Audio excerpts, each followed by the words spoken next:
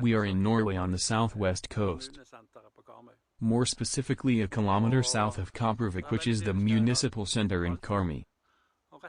It is very idyllic here today, a bit cold. And right behind me I have a small beach, which is used diligently by those who live here in the summer.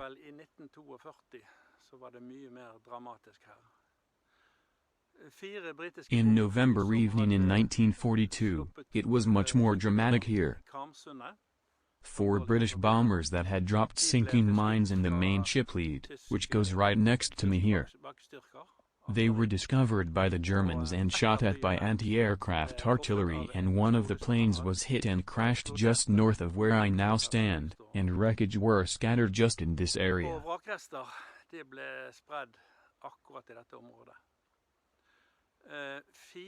4 young British crew members aged between 22 and 27 years old, they gave their lives this evening for the peace we were to have 3 years later. Right next to me here is a bronze plaque set up in memory of these 4 young people who gave their lives. We will try to inform a little more about what happened.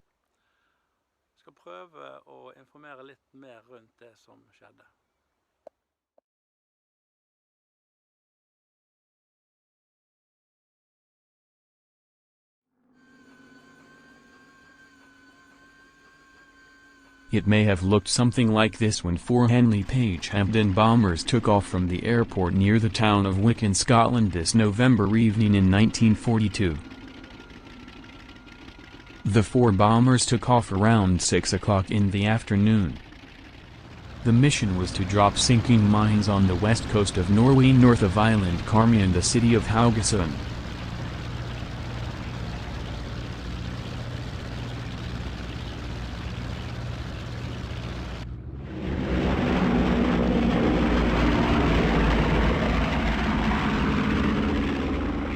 Handley Page Hampton is a twin-engine medium-sized British bomber, used in the first part of World War II.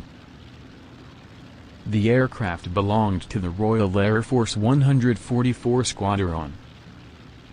This aircraft type has a crew of 4. It is the pilot, a navigator, a radio operator and the shooter. After departure, they headed northeast over the North Sea towards the Norwegian coast, and have 1.5 hour flight in front of them.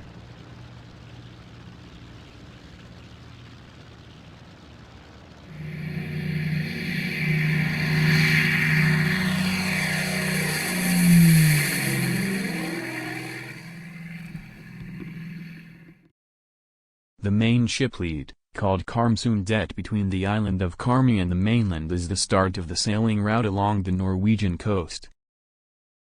It is, and has since the Vikings started sailing here, been the main ship route along this weather-hardened coast. It protects the ships and the sailing against the hard sea conditions of the North Sea. During the war, the Germans used this route to transport weapons, ammunitions and soldiers north along the coast of Norway. It was also used to transport iron ore from Narvik to Germany, where the ore became steel, which in turn was used for all types of new weapons and ammunition. The sailing route was therefore vital for the occupying forces to keep intact, and again just as important to sabotage by the resistance movement and our allies. It was such a voyage the 4 British bombers were on this November evening in 1942, where the mission was to drop sinking mines in the ship lead north of Haugesund and the island of Karmøy.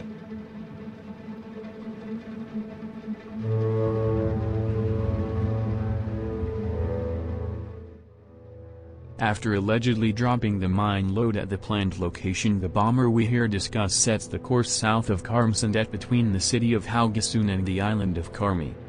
The planes have now been observed by the Germans, and as our bomber is at the place where the Karmsund Bridge today connect the island of Karmøy with the mainland. Is it shelled by the position of a German anti-aircraft gun? The plane is hit but not seriously damaged. The bomber continues at low altitude further south towards the city of Kopervik. The next anti-aircraft fire position just north of Kopervik is also alarmed, and as the plane enters at low altitude above the sea, it is shelled again.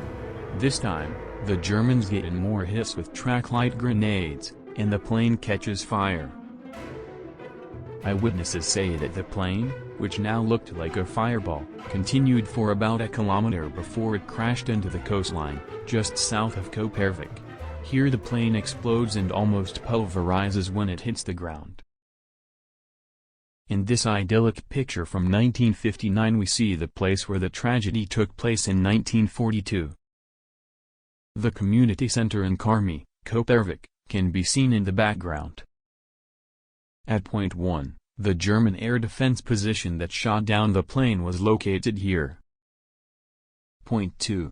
The small hill by the coast where the damaged and burning plane hit the ground. Point 3. Solstrand Orphanage. Here the roof was ignited by burning fuel. Fortunately, the fire was quickly extinguished and none of the children in the home were injured. Point 4. Torvika. Here is a sheltered little beach today. But on this November evening in 1942, it hailed with aircraft parts here. Both engines on the plane ended up here and smashed a sea house that stood here. Point 5. On this mount, which is 300 to 400 meters from the crash site, both wreckage from the plane and remains of the crew were found.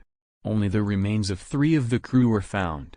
The 4th is reckoned that he landed in the sea, and was never found.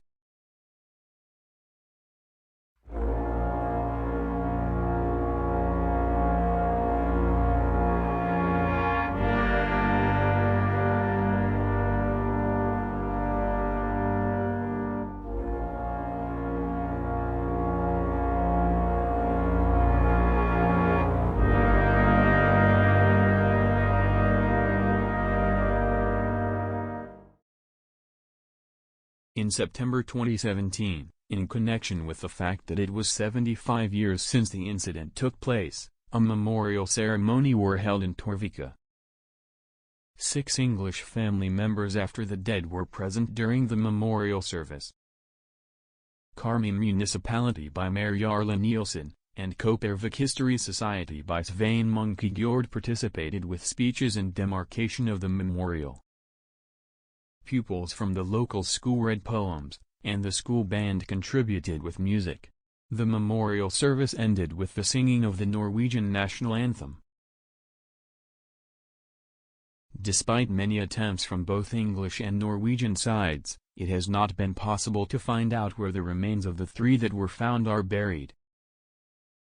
Witnesses have said that the area was cordoned off shortly after the shoot-down, and that the Germans were careful to collect remains such as identification papers and important aircraft parts that were found. The 3 dead who were found were also taken care of by the Germans. Some of the contemporary witnesses believe that they were transported to the city of Haugesund and buried there, while others believe that they were transported to Stavanger.